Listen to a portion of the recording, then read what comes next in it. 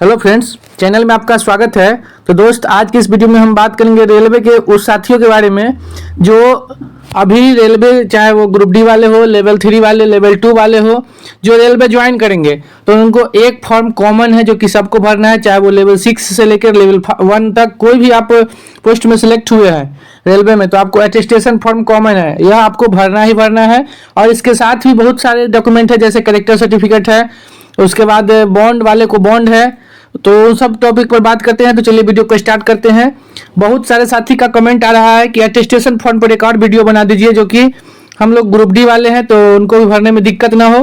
तो चलिए आज इस वीडियो में पूरा बात करते हैं कि अटेस्टेशन फॉर्म में कौन सी वो गलती है जो आपको नहीं करना है, और दूसरी बात की कौन सा साइन किससे करवाना है, किससे नहीं करवाना है, इस सभी टॉपिक पर बात करते हैं। तो चलिए अब एक एक करके वीडियो स्टार्ट करते हैं। सबसे पहले तो दोस्त इसमें यह समझना जरूरी है कि जो भी आप इस पर फोटो चिपकाएंगे, इस पर आपका साइन होगा। इस पर किसी अधिकारी का साइन नहीं करवाना है, इस पर यहाँ पर आपका साइन होगा, वो भी आपको क्रॉस साइन कर देना है, नॉर्मल साइन करना है, हो गया। इसमें किसी अधिकारी के पास नहीं जाना है कि हमको इस पर भी साइन कर दीजिए। तो यहाँ पर आपका ये कंफ्यूजन नहीं होना चाहिए। उसके बाद देख लीजिए, इसमें सत्यापन फॉर्म में अच्छा से पढ़िएगा तो इसमें दिया गया है कि एक भी जानकारी इसमें गलत नहीं देनी है, आधी अधूरी भी नहीं देनी है, और गलत जानकारी तो बिल्कुल नहीं देनी है। तो देख सकते हैं इसमें फर्स्ट में क्या है कि आपको इसमें अपना नाम लिखना है। जैसे आपका सरनेम हुआ, टाइटल आपका पहले लिखना है और नाम आगे लिखना है, देख सकते हैं। उसके बाद आपका पूरा वर्तमान पता, जहां आप रह रहे हैं तो आपका एड्रेस होगा, पिन कोड तक आपको डालना है, फुल आपको एड्रेस डालना है। उसके बाद घर का पूरा पता, फिर अगर आप एक ही जगह पर रह रहे हैं तो यहाँ पर उसको भी मेंशन करेंगे। यदि उम्मीदवार मूल रूप से पाकिस्तान का निवासी हो तो 3 के बी में, अगर आप पाकिस्तान वाली कंडीशन तो होगी नहीं, तो आप इसमें नो करेंगे। यहाँ तक कुछ करना कोई कंफ्यूजन है नहीं। उसके बाद देख सकते हैं यहाँ पर है कि स्थान का विवरण, निवास करने की अवधि से पिछले 5 वर्षों की अवधि में। तो देखिए इसमें जो आपका इतना ही जगह है, इसमें आपको अगर मान लीजिए आप 2 साल कहीं और रहे, 2 साल कहीं और रहे, 1 साल कहीं और रहे, तो वो उतना डालिएगा तो इसमें कंप्लीट नहीं आ पाएगा। तो कोशिश करना है कि आप जो सही हो वो जरूर भरे। और पिछला 5 वर्ष की अवधि वाली बात है, तो आप अगर कहीं बाहर हैं तो आप इसमें वो जानकारी दे सकते हैं, और नहीं तो आप normally by birth till now अगर एक ही जगह पर रह रहे हैं तो आप इसको भरेंगे। इस तरह से आपको यहाँ पर डालना है। और यहाँ इसमें भी फिर आपका क्या होगा, फुल एड्रेस होगा, और यहाँ आपका डिस्ट्रिक्ट का नाम होगा। यहाँ तक आपको कोई दिक्कत नहीं है। इसमें देख लीजिए पहले वाले कॉलम में उल्लिखित जगह के जिला प्रधान कार्यालय का नाम, तो आपको यहाँ पर वो जिला डाल देना है। अब उसके बाद आते हैं पॉइंट नंबर 5 में। यहाँ आपको पॉइंट नंबर 5 में आपको अपने फादर का बारे में पूरा जानकारी देना है, कौन सा जॉब करते हैं, कहाँ क्या है, उनका एड्रेस क्या है, उनका जन्म कहाँ हुआ, अस्थायी घर का पता इसमें डालना है। अगर माता का फिर यहाँ पे एड्रेस डालना है। अगर वो शादी हो चुकी है तो वाइफ का डालना है। अगर भाई बहन है तो उसके बारे में भी आप डाल सकते हैं, लेकिन अगर भाई बहन की कंडीशन में अगर उनकी शादी हो चुकी है तो उनका डिटेल डालना नहीं डालना बात बराबर है, तो उसमें कोई कन्फ्यूजन नहीं है। आपको डालना है डाल सकते हैं, नहीं डालना है नहीं डाल सकते हैं, क्योंकि इसमें ज़्यादा बेनिफिट किसी को मिलता नहीं है। अगर जो जॉब करता है तो उसके वाइफ को, उसके बच्चे को इसका बेनिफिट मिलता है कभी भी रेलवे में, तो वो आप जानकारी यहाँ पर डाल लें, नहीं डालें कोई फर्क नहीं पड़ता है। उसके बाद आगे क्या है, 5 के कॉम में आप लोग देख सकते हैं कि इसमें क्या है, 5 के कॉम पुत्र और पुत्री के कंडीशन में यहाँ पर डालना है, जो दूसरे देश में रहकर शिक्षा ग्रहण कर रहे हैं तो उनके बारे में यहाँ पर डिटेल डालना है। उसके बाद है राष्ट्रीयता, यहाँ पर इंडियन आप डालेंगे।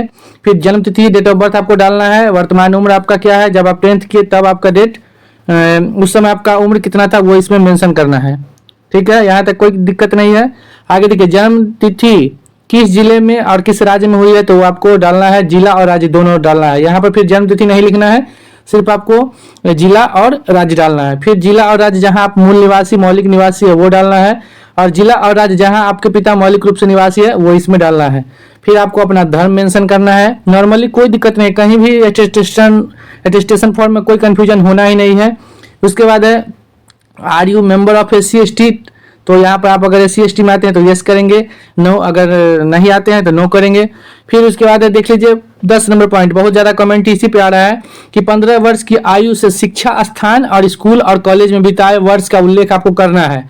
तो इसमें क्या करना है कि जैसे आप 10th किए तो वो स्कूल का नाम यहाँ पर मेंशन करना है, इंटर किए हैं तो उसका इसमें डाल दिए हैं, ग्रेजुएशन किए उसका इसमें डाल दिए हैं। तो जो भी आप जहाँ जहाँ पढ़े हैं 15 साल के बाद, अगर बहुत सारे साथी का कमेंट आ रहा है कि मेरा 10th तो 14 साल में ही हो गया, 14.5 साल में ही हो गया, तो उसमें कोई कंफ्यूजन नहीं होना है, कुछ उससे होना जाना है नहीं, आपको नॉर्मली आपको वही डालना है। अगर आप 14 साल में ही पास कर गए तो वो कोई दिक्कत है नहीं, तो आपको सिर्फ 10th और उसके बाद जो आप पढ़े हैं वो आपको इसमें मेंशन करना है। फिर इसमें प्रवेश करने की तिथि, डेट नहीं लिखना है, प्रवेश करने की तिथि में आपको ईयर डालना है जब आप स्कूल छोड़े, फिर जब आप कॉलेज में एडमिशन लिए उसको छोड़े, फिर जब आप ग्रेजुएशन में एडमिशन लिए फिर उसको छोड़े, वो आपको यहाँ पर ईयर मेंशन करना है, वो आपको पता होगा। फिर उत्तीर्ण परीक्षा का नाम इस प्रकार से भरना है कि आपको 10th एग्जाम, 12th एग्जाम और बीएससी या जो भी आप किए हैं उसके बारे में आपको यहाँ पर भरना है। तो स्कूल वाले जो यह सेक्शन है इसमें बिल्कुल कंफ्यूज नहीं होना है, नॉर्मली आपको भरना है। और कोई दिक्कत हो तो कमेंट कर सकते हैं। सबसे बड़ा बात है कि ये जो बार बार कमेंट आ रहा है कि 15 साल वाला जो कंडीशन है कि आपका 15 ईयर ऑफ एज जो 15 साल कंप्लीट हुआ उसके बाद का है, तो जिसका भी जो भी फिर बोल रहा हूँ, जो भी साथी जो अगर 14 साल में 10th कर लिए या 14.5 साल में कर लिए तो घबराना बिल्कुल नहीं है। बस आपको अपने जो 10th का स्कूल है ये सब चीज़ आपको जहाँ से आप इंटर किए, जहाँ से आप ग्रेजुएट हैं वो आपको इसमें मेंशन करना है, उससे ज़्यादा कुछ नहीं इसमें डालना है। उसके बाद आते हैं अगले पेज पर। अगला पेज में क्या है कि क्या आप किसी सरकारी या मतलब किसी निजी कंपनी के अधीन अगर आप जॉब किए हैं तो उसके बारे में यहाँ पे आपको मेंशन करना है। जैसे हम पहले किए हैं तो वो इसमें मेंशन किए हैं, और कब से कब तक किए वो भी है, किस पोस्ट पे किए, उसके बाद कौन नियोजक था मेरा, कहाँ किसके अंदर में ड्यूटी की, और आप जॉब छोड़े तो उसका कारण क्या है, तो वो भी यहाँ पर मेंशन कर चुके हैं, तो ये आपको मेंशन करना है। उसके बाद आगे क्या है कि आगे देख सकते हैं कि आप कभी गिरफ्तार हुए, ये सब चीज़ आप देख लीजिए। अगर अपने ढंग से है, जो भी प्रॉब्लम हो तो वहाँ पे आपको दिखाना है। अगर आपको कोई प्रॉब्लम नहीं है, जैसे आप कभी गिरफ्तार नहीं हुए, कभी मुकदमा नहीं चला, नजरबंदी नहीं हुए, प्रतिबंध नहीं लगा, तो आप सब में नो करेंगे, कोई दिक्कत नहीं होगा। ठीक है, यहाँ तक हो गया। उसके बाद 12 देख लीजिए। 12 नंबर पॉइंट में क्या कि यदि ऊपर उल्लिखित किसी प्रश्न का उत्तर हाँ में है तो इस फॉर्म को भरते समय मामला, गिरफ्तारी, नजरबंदी, जुर्माना, अभियोग या न्यायालय, विश्वविद्यालय, शिक्षा प्राधिकारी इत्यादि के यहाँ चल रहे मुकदमे का पूरा विवरण देना पड़ेगा। अगर देखिए इसमें क्या है कि यहाँ पूरा जितना भी ऑप्शन है इसमें नो किया हुआ है, कभी कोई प्रॉब्लम हुआ नहीं है तो सब में नो है, तो कोई दिक्कत नहीं है। लेकिन अगर किसी में आप यस करते हैं, कहीं पे आपका मैटर होगा, कहीं पे आप यस हो गए होंगे, जैसे आप पर कोई प्रतिबंध हो, कोई जुर्माना हो, कोई मुकदमा हो, यस करेंगे तो उसके बाद फिर आपको ये होगा कि आपको इसके अनुसार आपको पूरा जानकारी देना पड़ेगा कि आखिर आपको किस टाइप का मुकदमा चल रहा है, क्या प्रतिबंध लगा हुआ है, तो वो आपको यहाँ पर पूरा जानकारी देना पड़ेगा। फिर उसके बाद कोई भी अपने इलाके के 2 जिम्मेदार व्यक्ति जो आपको सिर्फ जानते हो तो उनका आप यहाँ पर नाम डाल देना है, कोई भी 2 आदमी चलेंगे। फिर उसके बाद यहाँ पर मैं प्रमाणित करता हूँ मेरी अधिकतम जानकारी और विश्वास में उपयुक्त सूचनाएं सही और पूर्ण है। मैं उन परिस्थितियों से अनभिज्ञ हूं जो सरकार के अधीन नियोजन के लिए उपयुक्तता को नष्ट कर देंगे। फिर आप अपना साइन करेंगे और यहाँ पर आपका प्लेस होगा, डेट होगा, बात खत्म है, आपका attestation form complete.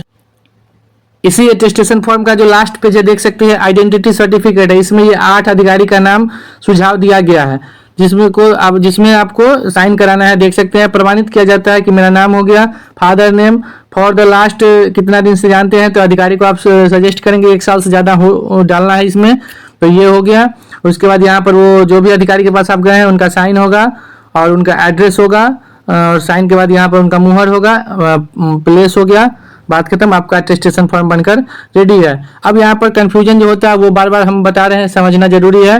Attestation form का 3 कॉपी अगर आपको बना के लाना है तो आप तीनों पर साइन कराएंगे, ना कि एक पर साइन करा करके उसका जीरोक्स करा करके 3 कॉपी कर लेते हैं, वो नहीं होगा। पहला बात मतलब जीरोक्स नहीं कराना है, जो जैसे साइन कराना अगर 3 कॉपी है 1 2 3 तो तीनों पे अधिकारी का साइन होगा रियल पेन से।